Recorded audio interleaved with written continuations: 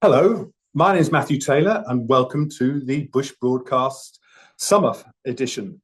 It's our final webinar for 2025, and while we usually take this opportunity to look back on the year and have a look forwards to what's coming up, we couldn't pass up the chance this time to share some exciting news that really is hot off the press. It's a new opportunity to protect healthy country forever, the classic Bush heritage mantra. But first up, I'd like to let you know that we're joining today from Brisbane in Queensland on the lands of the Yagara and the Turrbal traditional custodians of Meanjin country. I'd like to pay my respect to the elders, both past and present, and extend that respect to other Indigenous Australians online with us today. We do, of course, recognise that this remarkable Australian environment that we strive to conserve is on land that has never been ceded, and its future is the responsibility for all us Australians working together. I'd also like to acknowledge the Western Kangaloo traditional custodians on the lands at our Goonderoo Reserve, which is between Emerald and, oh, Steve, I'd help me here. Springshaw, thank you. Emerald and Springshaw, west of here, which we'll be focusing on today. So that's a bit of a clue what we're going to be talking about. Now, I've mentioned it's brilliant news. What we have out at Goonderoo is a wonderful 600 hectare reserve in the Brigalow Belt. And thanks to some very generous supporters, Bush Heritage has just acquired, in the last 48 hours, we've just settled on the neighbouring property, which is Avocet Nature Reserve, which immediately triples our footprint in this very significant area of Brigalow. Many of our viewers and supporters may already know about this great win because you've been receiving information through our social media and for our summer campaign. And we're nearly at the end of that, and we're looking to finish off our campaigning to raise the funds for this wonderful acquisition. We're nearly there. We plan to raise 1.4 million by 24th of December, but more of that later. So today we're going to chat about Goonderoo and Avocet and this connected stronghold of habitat and the wildlife, and our plans to implement a very comprehensive science programme across what's now a combined 1,800 hectare reserve. Before we get onto the actual talent today and talking to the people on screen, I'd just like to remind you that please use the chat function at the bottom right of your screen to say good day. Let us know where you're calling in from if you'd like to. And of course, please use that function to also post any questions that you might have as we go through the webinar. We'll have a 15 to 20 minute section at the end to go through those questions with the people here today. So, who are these wonderful people? You'll see sitting next to me the wonderful Steve Kearney. He's our ecologist for Central Queensland.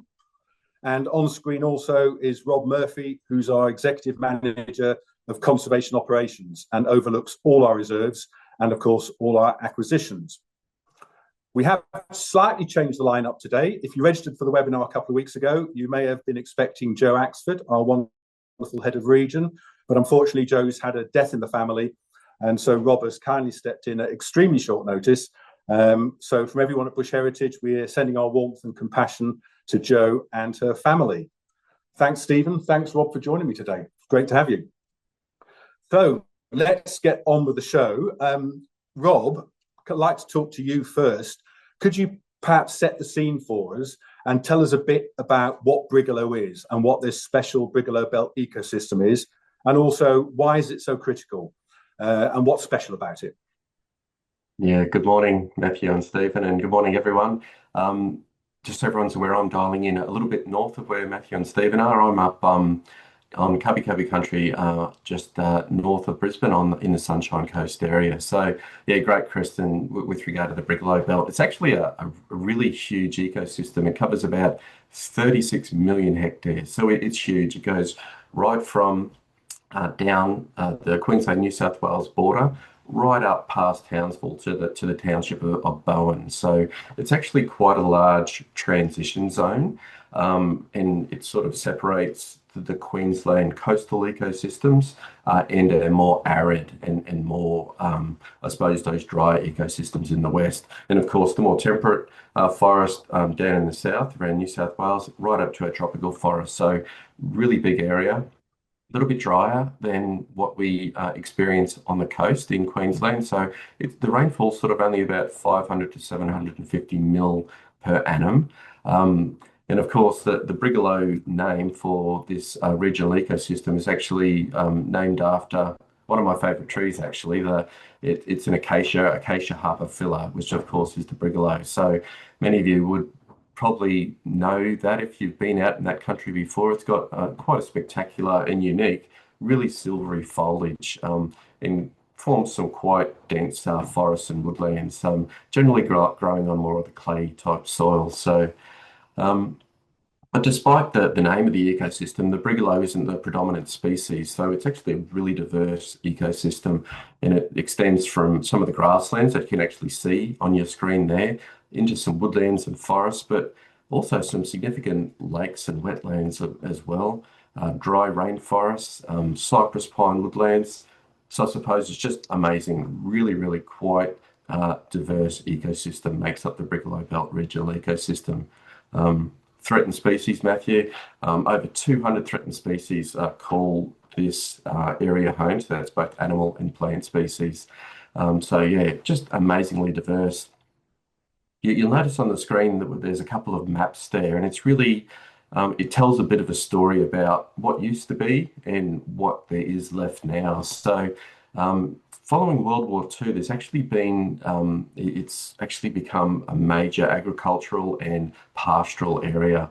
And so even more recently, there's been quite a bit of pressure from mining and coal seam gas extraction, native hardwood logging, and also cypress pine harvesting. So yeah, right back even into the 1960s, there was still broad-scale land clearing of the Brigalow as part of these land development schemes.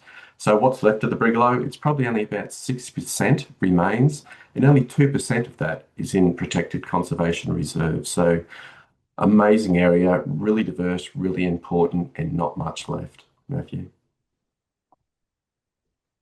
And our impact in this region started some time ago, didn't it? When we purchased Goonderoo Reserve and also Carnarvon Station Reserve, which is also on the Brigalow, isn't it? Can you tell us a bit about the properties and how Goonderoo and Avocet are going to fit together, Rob? Yeah, for sure. I'll quickly start with Goonderoo. It was purchased earlier than Carnarvon, actually, back in 1998. So, as you mentioned at the start, it's about just under 600 hectares, about 594 hectares, and it is south of Emerald, between Emerald and Spring Shore. So, it's on the lands of the Western Kangaloo people, and it really is in the heart of the Brigalow Belt regional ecosystem. And it, again, for such a well, a relatively small area, it really punches above its weight in terms of the different ecosystems. I'm sure Stephen will talk about it a bit more, but again, it's from everything from the Queensland bluegrass grasslands to Brigalow shrublands, right through to some of the more eucalypt woodlands you'd expect in some of that area too, from poplar box to red gum forest. So quite a spectacular area. And of course, Carnarvon came a few years later in 2001, and it's on the lands of the Bidjara people, and it's at a totally different scale, 57,000 hectares, and it was actually one of the first major acquisitions of bush heritage. And when I talk about major, as in of scale on the mainland. So really important to bush heritage, really significant natural and cultural values on this land. So yeah, amazing, protects amazing grasslands, different forest types, and it's got some really significant vegetation communities as well. And some of the fire sensitive vine thickets and brigalow scrubs is really important.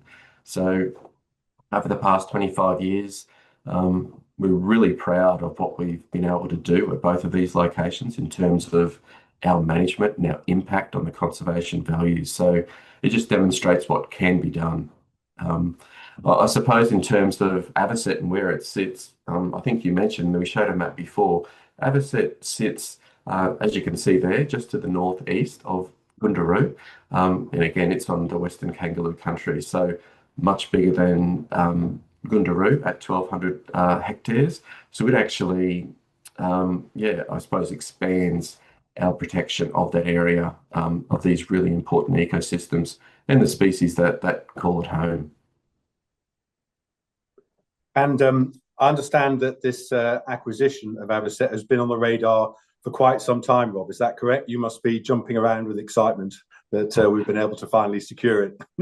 Yeah, definitely. It's Look, we've actually had a long-term interest in Avocet, and I'm talking about decades. We've actually had it on our list of one of these properties that is really important to protect into the future. But in terms of this current negotiation, it has also been quite complex. It's involved a subdivision of a much larger property. So there's been a whole lot of work that's been done by a whole lot of wonderful people within Bush Heritage, including our legal team. So we're really excited, and the fact that you were able to make that announcement this morning that it is actually now a Bush Heritage Reserve, it's just fantastic. So yeah, there's a whole lot of Bush Heritage people, staff, supporters who are extremely happy.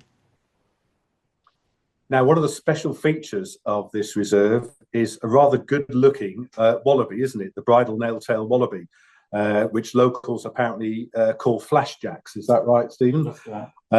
And they're found on the property, but there's a big story there, isn't there? So perhaps you could give us a bit of an insight into the flashjack and its role in our purchase of the reserve.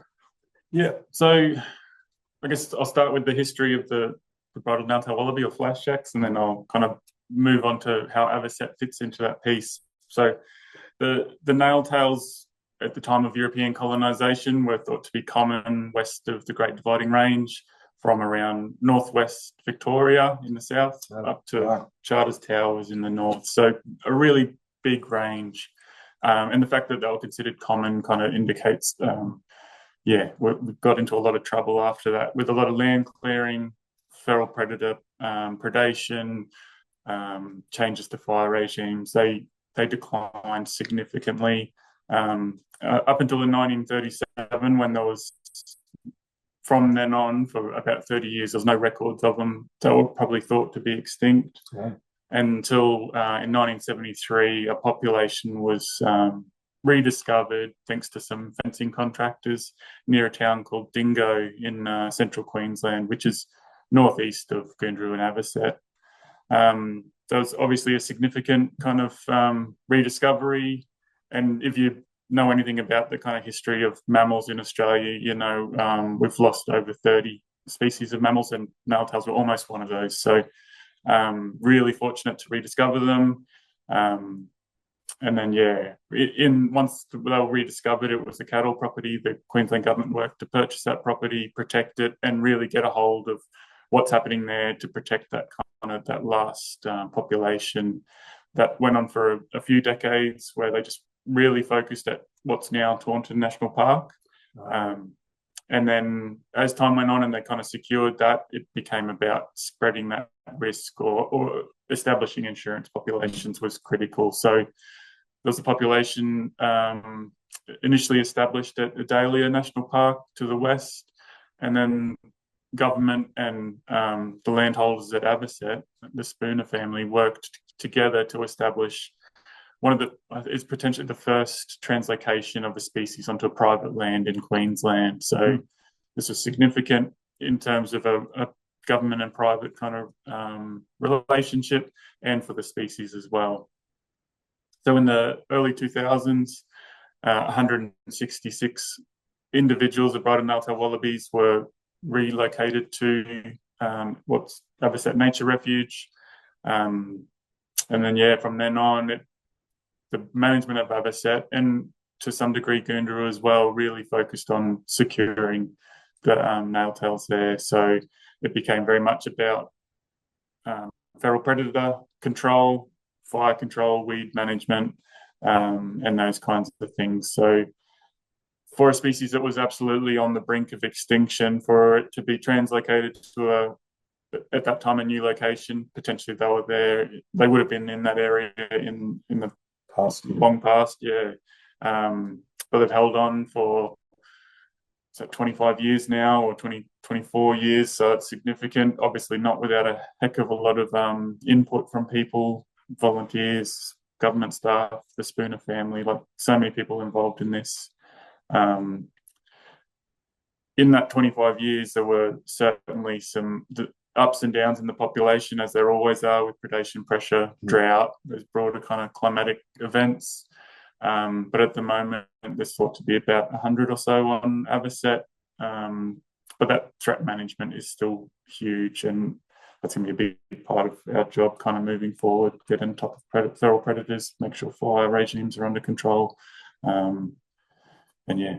Well, it's a good-looking rooster, isn't it, for a wallaby? It's a very good-looking animal, that's for sure, yeah. So as well as the bridal nail-tail wallaby, the properties are protecting other species as well. And I believe there's a significant koala population. Is that right? That's right. Yep, exactly right. So we've always known about the koalas there. They're often seen on Goonderoo, and they're certainly at Avocet as well. They're part of probably a broader low-density population in that region, and that's thought to be a significant population from it.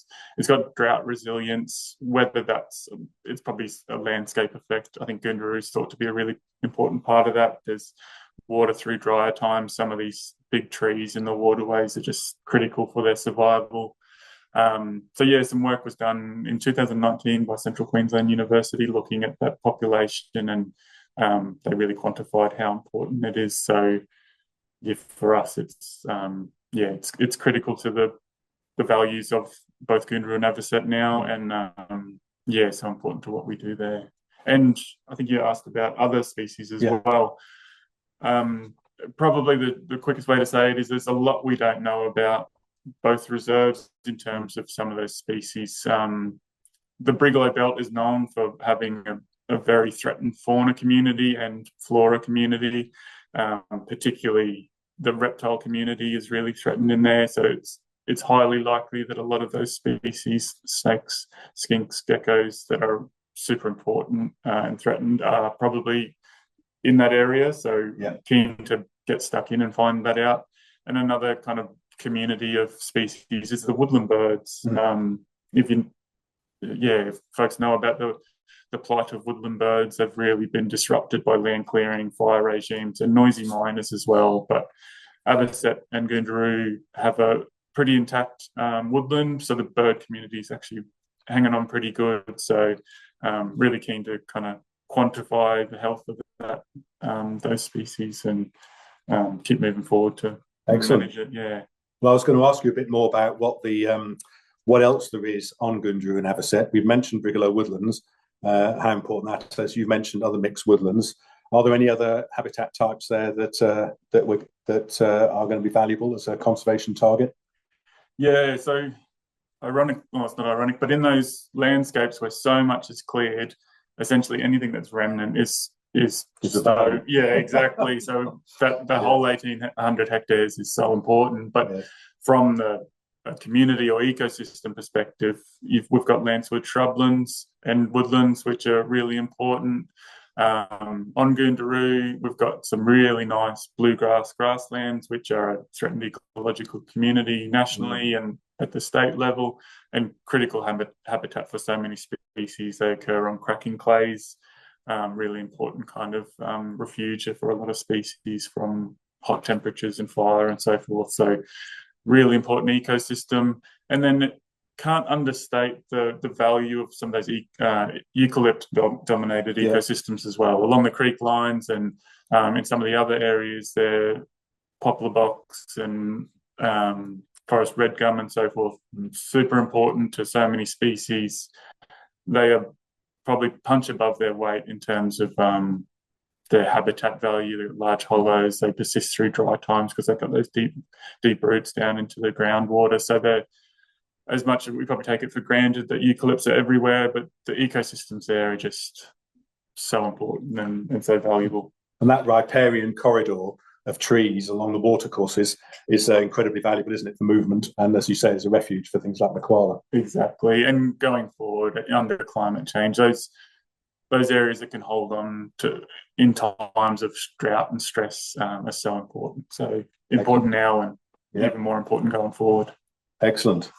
Well, Rob, I wanted to ask you, when we acquire a reserve, of course, suddenly you're more than doubling the amount of land, and who's going to look after it?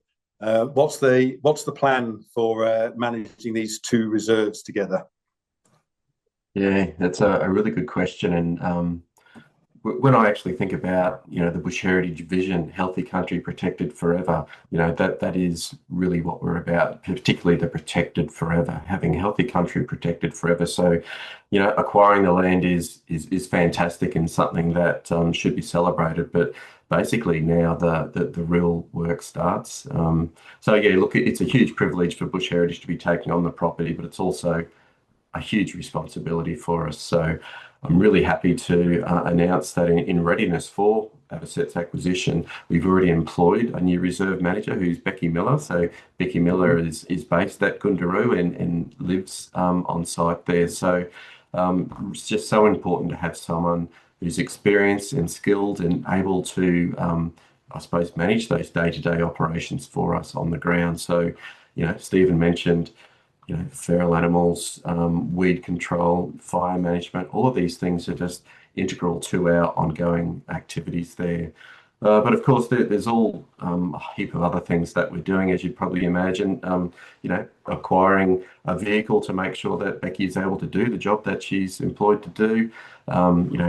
Heavy plant like tractors, and also just sort of improving our accommodation at the site so we can actually better, ensure that we can do what we need to be able to do there. Stephen mentioned the ecological monitoring and fire management works that's required. All of that is going to be key part of those roles. So yeah, it's certainly a big job, but one that I think Bush Heritage is well placed to do. Excellent. Well, you've mentioned in some of those jobs there the main activities of conservation, managing fire, feral and weeds.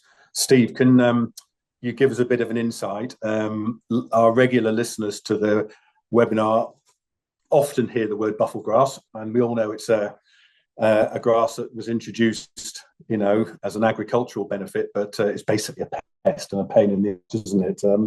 Can you tell us a bit more about the other weeds and the other ferals and the other activities that are likely to be taking place in the landscape? Yes, I think you've touched on one of the key ones is buffel grass, and just broadly high biomass grasses. There's quite a few that are in that region, and then being surrounded by agriculture, Goonderoo and Avocet have some areas of infested with those. So it's not necessarily about the weed per se. Sometimes it's about how it interacts with other threats. So those grasses become really high fire risk once they've dried off. And in times of year like now, when it's high fire danger rating, they can become really bad fuel for fire. So those two interlinked, fire and introduced grasses, but also there's quite a few other weeds as well. There's a lot of cactus or cacti. I've been seeing those as I've been driving around. That's right. So I think that a lot of people know about prickly pear and quite a successful biocontrol of that Cactoblastus moth. But there's other ones as well, sword pear and so forth. So they can, once they get established and just keep kind of expanding, they can really take over an area and just make it very desolate. It's a very difficult thing for native fauna to kind of live within, and it just outcompetes the flora. So that's a big one. And then there's some other weeds as well that just as part of land management we're doing, we just have to keep on top of them, like Parthenium. That's a huge agricultural and environmental weed, so we need to deal with that, and other things like rubber vine and some other kind of newer ones that we're just kind of grappling with. So they're the big weeds that we deal with. And then there's feral animals, which so much of Australia is now impacted by feral animals, and they range from feral cats, foxes, pigs, rabbits, so forth. So they're all important in different ways in terms of needing to manage. Pigs can completely disrupt wetlands and kind of those more fragile ecosystems. Cats are a huge threat to the nail-tails, particularly when they're young, and so many other native fauna. And the fox and rabbit one's an interesting one. Rabbits are all throughout the country, as many people would know, and sometimes they artificially enhance the populations of some of these predators. It gives the predators something to live on, whilst other things are probably a little bit quieter. Yes. So they inflate the numbers of predators as well. So there's interlinkages there as well. And then, as I mentioned before, with bufflegrass, there's bushfires, unplanned bushfires is a huge threat to so many of our reserves, but also particularly with Goonderoo and Avocet, with so much fire-sensitive vegetation, with the Lancewood's fire-sensitive, as is the Brigalow. So keeping fire out of those is critical. So that, there's so much that goes into fire management, from fire breaks to prescribed burns in areas that are fire adapted, and just being ready for those fires. And another thing, the final thing I'll touch on, is just in that broader region, as Rob mentioned earlier, there was kind of government, not even incentives, government expected people to clear some of that land, particularly the Brigalow. So there's areas on both properties that have been historically cleared because that was what was needed, like landholders had to do at the time. So there's these historic land use kind of impacts, which result essentially in erosion and soil loss. So that's that kind of fourth big threat that we'll be managing, is historic land use kind of impacts and getting erosion under control. Got you. And one of the other big impacts, of course, is the impacts of feral cats, isn't it? And that's going to be a challenge at Avocet and Goonderoo, as it is on all our reserves. Fortunately, Bush Heritage has recently received a substantial grant from the Australian government Saving Native Species programme, and that's to undertake a rather large-scale feral cat management programme, which includes an artificial intelligence-powered device.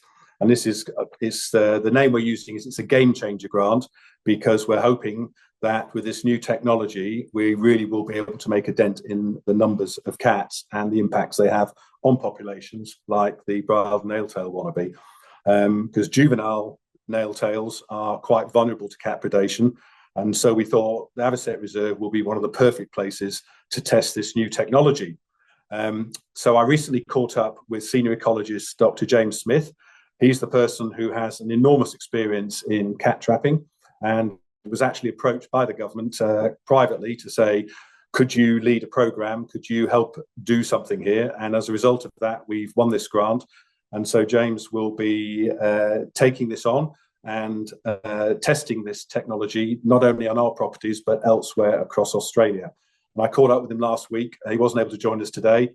And so we're going to hear a video from him all about what this wonderful new cat trap is about.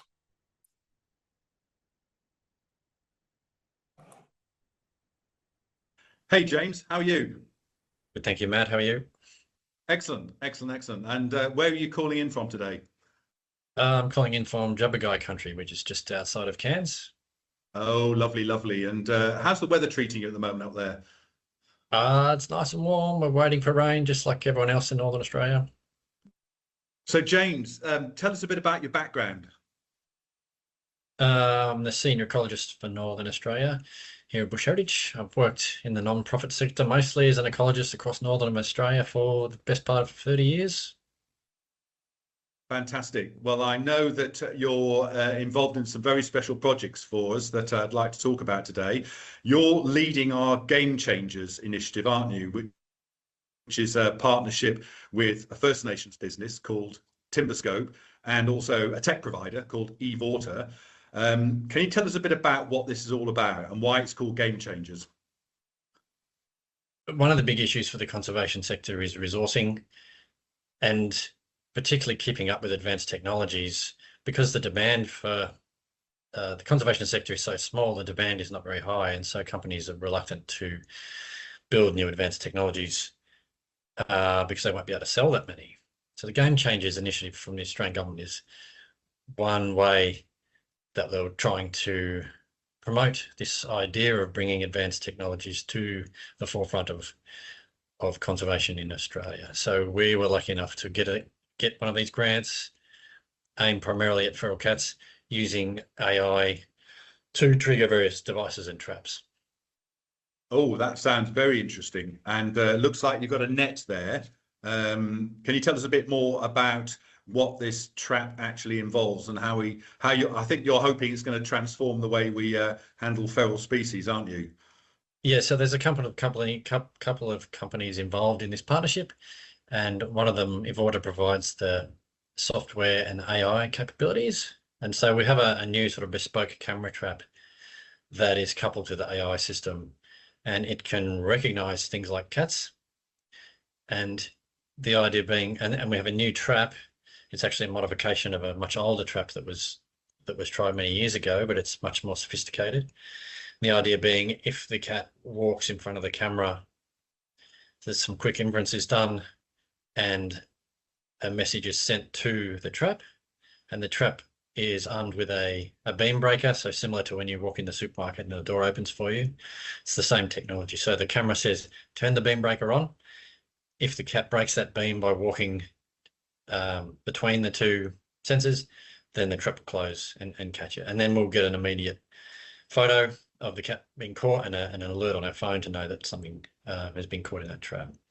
So there's a couple of advantages to this design. One of them is it doesn't catch off targets. So in areas where there's lots and lots of native species that fill up traps and limit your ability to catch cats, excuse me, say on French Island, which is one of the places where we're working, we don't catch any other animals because the AI can recognize the differences. The other advantage is you don't have to go, particularly for remote areas where you have to travel long distances, which consumes a lot of time to check traps in the field. These ones can just sit there. You can talk to them remotely via an app on your phone or from the laptop. And when they've caught something, they'll let you know. And so you can go out at that point. So, James, you're saying that the reserve manager can be at home with his feet up having his dinner, and afterwards he might get a ping on his phone saying there's a trap been sprung, and he knows to go out and do a humane dealing with that cat or fox.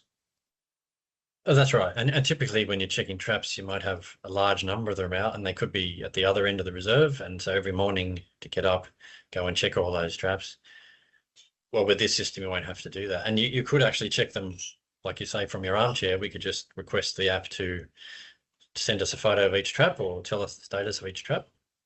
And we'll know in that instance. Excellent. So you can actually program this trap to catch species of your choice. You can decide whether to do cats one night, foxes another night, or both of them whenever they turn up. Is that right? In essence, yes. I mean, the trap is designed for cats. There's a few design issues that we'll have to tweak for other species, but yeah, ultimately we could just say, now we want to catch bilbies, and you just change it on the app, and then it'll catch bilbies. So, James, we've been talking about Avocet Reserve. How do you see this new trap being implemented at Avocet? Yeah, well, that's a really good example, Matt. So Avocet has one of the populations of endangered bridle nail-tail wallabies. We know from lots of past work from other researchers that feral animal control, amongst other things, has a big impact on bridle nail-tail wallaby populations. And so historically, like I said before, resourcing is the issue. So you might put a lot of effort into baiting or trapping or that sort of thing, but only for a small period of time. And similarly with monitoring periods usually go for maybe a month max. You have your small window where you try and get a bit of a snapshot of what's happening. These cameras can be deployed all day, all night, every day of the year, send you info live, and we can use the information from these cameras to deploy our traps in places of high cat activity, for example, and just leave them there until they catch something. We have the reserve manager there at Goonderoo. She won't have to travel out every day. She'll just get an alert when something's happening. So it's vastly increasing the amount of information we have and the effort on the ground without increasing human resources.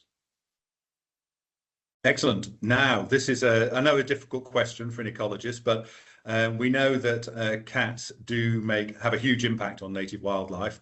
Do you think that with this game changer inspired trap that we will make a dent on the number of cats we've got out there? Do you think we can get their numbers down sufficiently to see some real benefits for the native wildlife?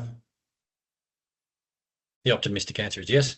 Like I said, it's only one addition or a couple of additions to the toolbox. It's not going to be the complete answer, but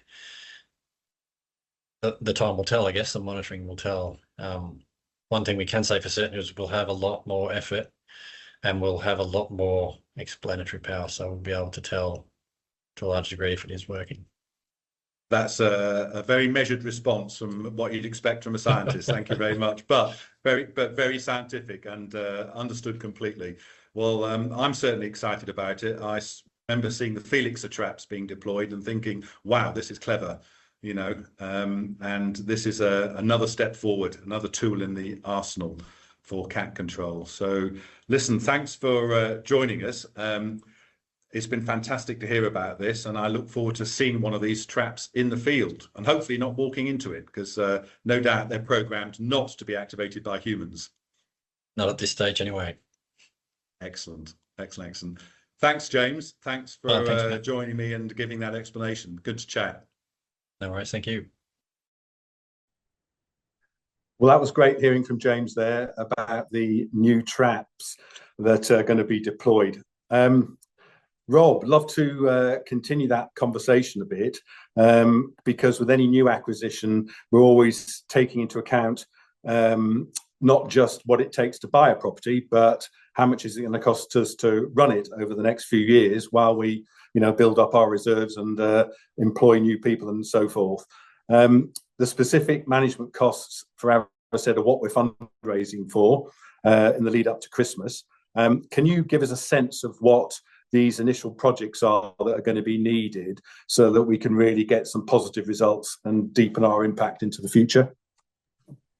Yeah, for sure. And before I answer, I just want to say that it's just phenomenal to be able to have access to that sort of technology. I think that's sort of, when we talk about a game changer, that certainly has the potential to be a major game changer in terms of our management of those key threats, which of course is feral cats, feral animals. It's a major issue for what we're talking about here, management of the really important conservation values on both Goonderoo, but also Avocet, particularly just how impacted the bottle-gnarled wallabies can be by foxes and cats. So fantastic to have that.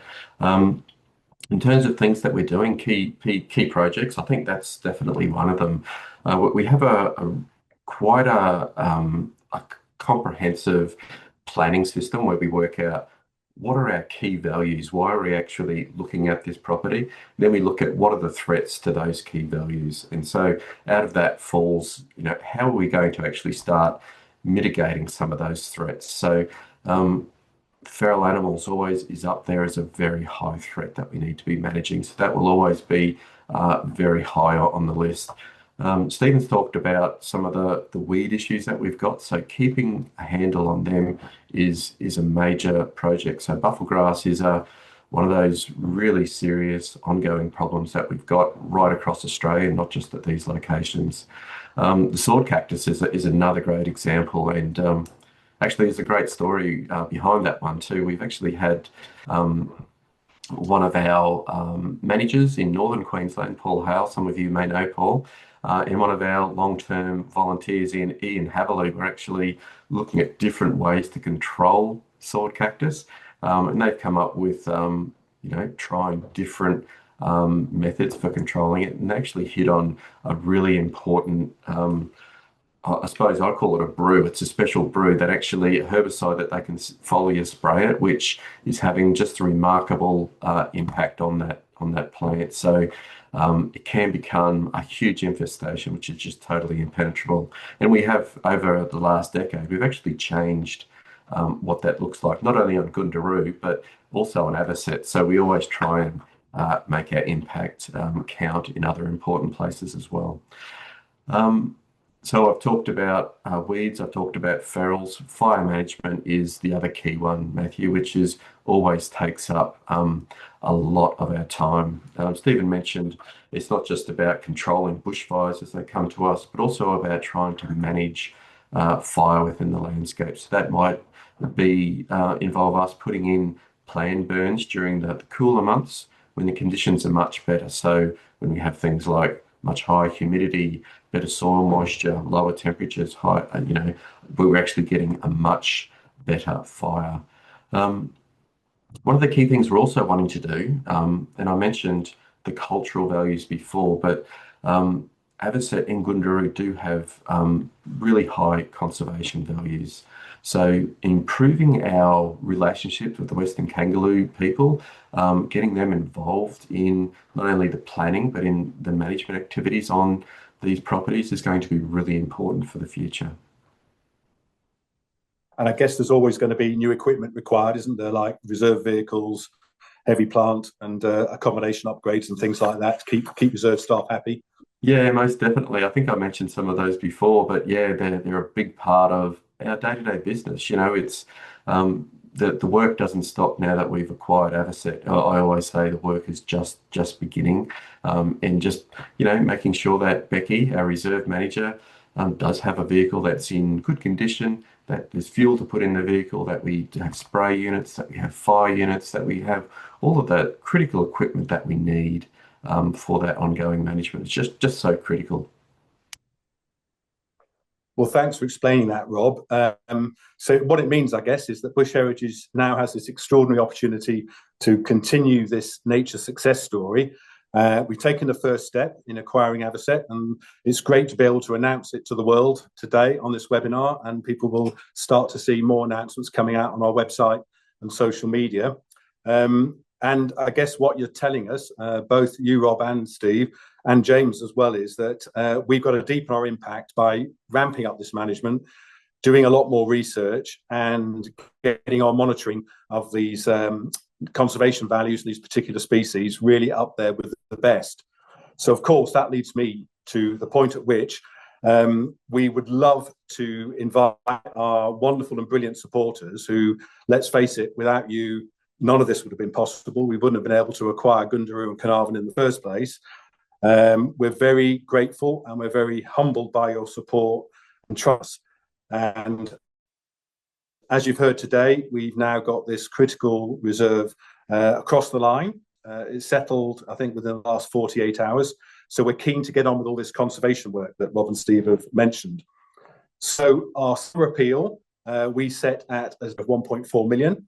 And we wanted to get that by Christmas Eve. We thought, what a great Christmas present to Becky and the team up in the North region to have this not only on our books, but also with the funding to look after it for the next few years. We've been delighted with the momentum so far. We've got to the 1.2 million stage in the last 4.5 weeks. So we're in the final run. I was going to say within spitting distance, but that's slightly rude. But we're on the final push of this campaign. So I can see already that some of the people online with us today have already donated and helped us out. So I guess this is the point at which, if any of you have been moved today by what you've heard or have a particular resonance with this country in Queensland, it would be wonderful if you could help us in this last little push to get the last 200,000. And due to some wonderful supporters who've offered to do matched giving, the next 100k we get in through the door will be matched and will be doubled, which will get us across the line. So please do feel free to reach out to anybody at Bush Heritage if you've already got a relationship, or you can go online. I think Megan's going to put the link online. And if you're willing to do so, please help us get this across the line. If you can't at this stage, it's absolutely fine. We know that you are a wonderful bunch of supporters, and you make our jobs, I think, just incredibly wonderful to be able to live on the land, work on the land, make such a difference to these beautiful beasts like the flashjack. So thank you. I think now's probably the time to answer some of the questions that have been coming through. So I'm going to see whether we have any questions coming up from Megan. I think I saw one saying, do we have any goats on the property? Stephen, would you like to answer that one? Yep. At present, we don't. And I think no, we don't. And hopefully that stays that way as well. Well, that would be wonderful, because goats are splendid beasts. But you don't want them on a conservation property, do you? There's a question from Tony. Is there still tree clearing? We know we mentioned the Brigalow clearing that the government mandated on pastoral leases, but I think that mandated rule was dropped, but only in the 80s, wasn't it? And the question from Tony, was that the huge land clearing from the 1960s under Sir Joe Belkey-Peterson? I think this is a comment as well as a question, because his comment is that in some places there was not a single tree left, and tree corridors were left where that was pretty much all you had, a few bits of that. So I don't know whether there is a particular response to that question, but it's certainly a commentary on the dangers of open scale, open slather land clearing, isn't it? Yeah, but in terms of the question of is there still land clearing, tree clearing, definitely. The Brigalow Belt is still one of the hotspots for land clearing in Australia. Unfortunately, Queensland is still very high rates of land clearing, so it is a worry. So protecting places like Goonderoo and Avocet is critical. But there's so much more need for it as well. More protection, in my opinion. Yeah. And a nice question here from Linda. This is about genetic diversity, which of course is always a challenge when you're down to very small numbers of beasts. Do you think that's likely to be an issue, given we've got a very small founder population of these bridle male-tailed wallabies? Yeah, great question. And thankfully for me, or luckily for me, I was at a recovery team meeting last week where this was discussed across the whole population of male tails from Taunton National Park to Avocet. And there's some introduced to fenced reserves in New South Wales. So there's a coordinated push to understand the genetics. Some really great work been done by some geneticists, and albeit that it's a small population across the board, and when it was found it was a single population, things aren't too bad. There's still some decent diversity within all of the populations, but that kind of whole population genetic management's kind of really coming to a head with the help of the recovery team. So I think for a long time, animals were taken from Taunton National Park to supplement other areas. I think we're looking to go back the other way, just to kind of spread individuals within the populations we have to make sure that genetic diversity is as diverse or as great as we can manage. Yeah. Excellent. And now there's got a question from Russell, and he's asked if Avocet is already a nature refuge, what's likely to change about its preservation now that Bush Heritage is the owner? And Rob, perhaps I can put this one to you, because we've mentioned a number of times how wonderful it is in Queensland having the special wildlife reserve status, which is hard to gain, but gives protection to privately owned land that's comparable with national parks. Perhaps you can answer Russell's question about what our plans are with Avocet in that respect. Yeah, for sure. And thanks, Russell. That's another great question. I should just say that in terms of what will change, I think we've sort of talked about some of the things that we've been doing.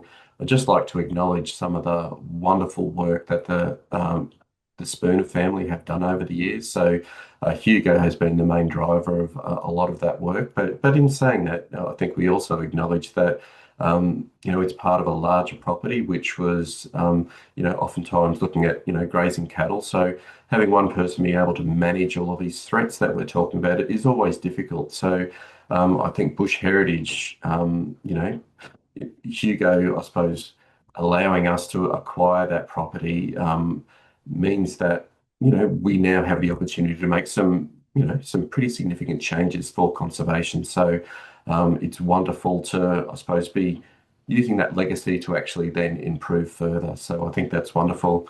You mentioned the Special Wildlife Reserve covenant status, Matthew, and it's a fantastic covenant for private lands. It only actually exists in Queensland at the moment, but it basically provides a privately owned piece of land with the same protection that you would have for a national park. So there aren't any of the risks from mining or from timber extraction, gravel extraction, all of these things that can really impact our conservation values. So Bush Heritage has a number of Special Wildlife Reserve covenants already, which is fantastic. We're the only organisation that has Special Wildlife Reserves at the moment, and we're really looking to expand that as much as we can, purely so we can get that added protection that they offer. So in the future, I would love to see both Goonderoo and Avocet being with us applying for that Special Wildlife Reserve covenant. Yes, thank you. Now this one's given me a chuckle. There's a question about one of our supporters, has Andrew, has gone and immediately looked up on Google Maps where Goonderoo is, which is exactly what I do whenever I hear about a new thing that I'm interested in. Where is it? Oh, how close is it?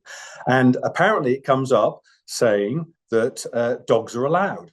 And Andrew's assuming that that is incorrect. And I suspect that's a function of Google not having caught up with today's announcement about Avocet and the fact that Goonderoo, or even actually much more out of date, that Goonderoo doesn't have dogs allowed either, does it? So, Rob, I think you can probably explain our policy that we don't allow household pets on our reserves, do we? No, definitely not. And they're not reserves that are currently open for just general visitation, if you like. So some of our reserves do have things like a walking track or a camping ground, which you can book.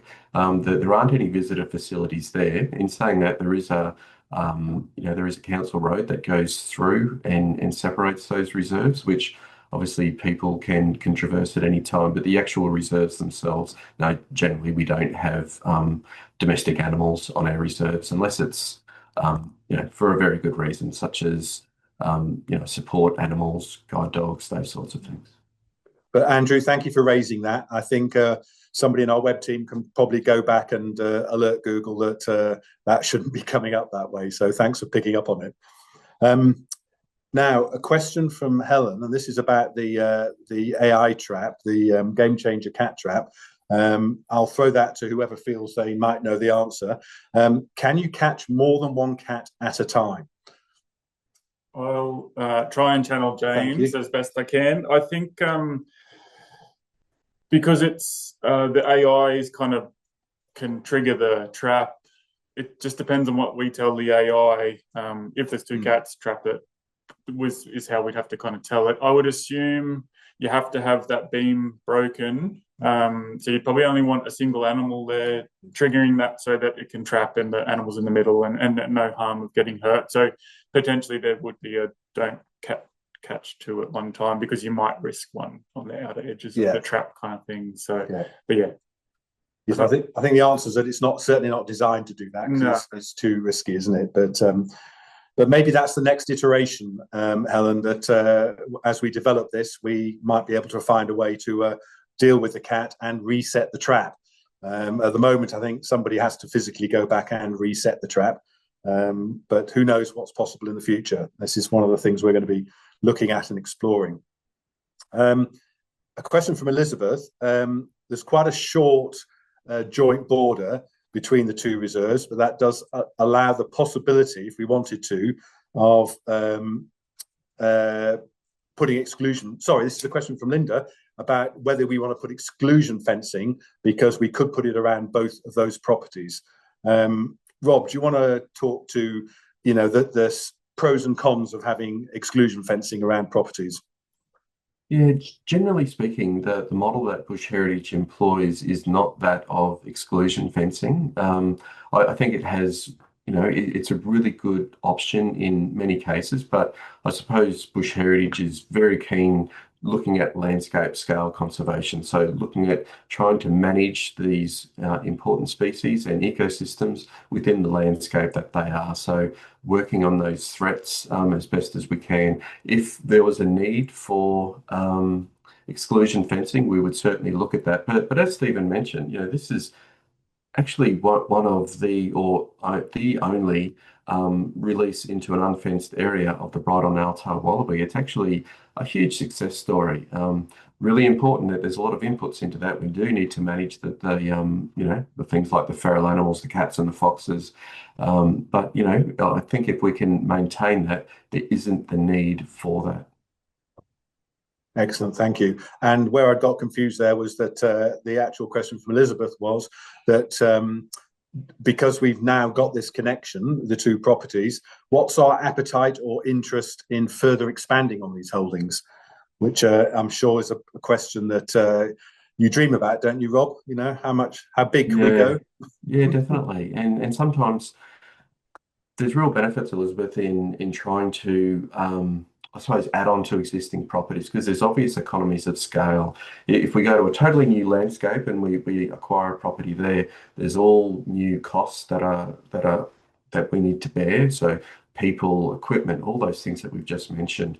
Adding on to Goonderoo is actually, it's got some fantastic economies of scale in terms of the money that we need to spend. In terms of expanding on that, we generally look at what the vegetation around it looks like. I know with Goonderoo and Avocet themselves, a lot of some of the country has been cleared. So generally speaking, unless we're looking at total re-veg, we usually wouldn't be sort of looking at those sorts of acquisitions in this area. We do in others, but not here. So I think if there were opportunities, we had the right block with some good ecosystems on it in good health, we would certainly look at that. Yeah, it'd be great. Excellent. Thanks, Rob. Now, there's a question that's come up from Tony asking about whether we use drones for revegetation and weed control. So perhaps, Stephen, I can pass that one to you. Yeah, so at least at Goonderoo and now Avocet, no, we don't. A lot of that ecosystem is intact or in various stages of regrowth. So there's some passive regeneration revegetation that will happen, but we don't need to use drones to support that. And then in terms of weed control, this is my basic understanding, but weed control from drones is really effective in the agricultural space where you've got a very simple landscape and they can target an area. We've got a much more treed landscape. It makes it difficult. But also there's some of those weeds that I think drone stuff is really focused on, like prickly acacia, aren't really there. So we haven't had the need for it, or it's not at the stage we need it, so we haven't used it yet. In that sense, yeah. Of course, we do use drones quite widely for our monitoring and measurement, don't we? That's right. It's certainly the intent of our Head of Science and Conservation, Bruce Webber, who wants to increasingly use technology like drones to be able to map and measure and monitor what's actually on the ground and use those smarts to actually help us in our broader scale management of the landscape. So in that sense, we will be increasingly using drones.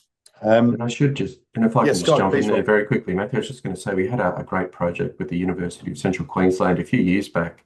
They were using drones over Goonderoo actually to locate koalas. So it was a whole research study about how best to be able to use drones to do that sort of activity. So being able to find presence, absence, all of those numbers. So really important information. So yeah, I think all of that technology is something that we're really interested in and will continue to use as it becomes available. Excellent. Now, there's a really important question here from Suzanne, and Rob, it'd be great if you could expand a bit on in your answer to this. She's asked, is it going to become possible for Bush Heritage to increasingly involve First Australians in the actual work on management on reserve and, of course, the planning across our big reserve estate? And it's certainly something I know, having worked at Bush Heritage for 10 years, that we're probably leaders in the conservation field for how we do engage with traditional custodians. But if you could perhaps go into a little bit more detail about, literally how much we do and how much we'd like to do more in that space. Yeah, it's a great question, and it is very much about how we do our business, not just what we do, not just those on-ground operations, but it's just so important about how we go about it. So Matthew mentioned things like planning, so that there's all different elements of when you're managing one of a conservation reserve. So one of the key things we need to do is sit down and plan. So we always try and have the traditional custodian, the correct group involved in those activities. And where there's capacity for them to do it, to actually involve them, to invite them, getting involved with things like on-ground management. So cultural burning is a great one. We have some Aboriginal ranger groups that are coming out on many of our reserves and assisting us with day-to-day activities, weed spraying, fire management, fencing. It's great to have that involvement, and we are really looking to expand that meaningful engagement. So it's not just about planning, it's also about all aspects of management. So we also have a lot of Aboriginal and Torres Strait Islanders working within Bush Heritage as well. So we have some fantastic engagement officers who are looking at engaging the right people at the right time for different activities. So I think it's something that we can always improve on, but I think it's something that we're already doing quite well. Thanks, Rob. Well, I think we're pretty much at time. So if I might ask a personal question of you both, as we're coming to the end of the year, and of course, thinking about well, obviously a break for all of us, but what about next year? Can I ask you, each of you, what you're perhaps most looking forward to in 2026? Steve, I'll ask you first. Yeah, thank you. I think two quick ones is just getting stuck in there. There's a lot of stuff we know that we need to do or continue the work that's happening around predator monitoring and management. So that's a big one.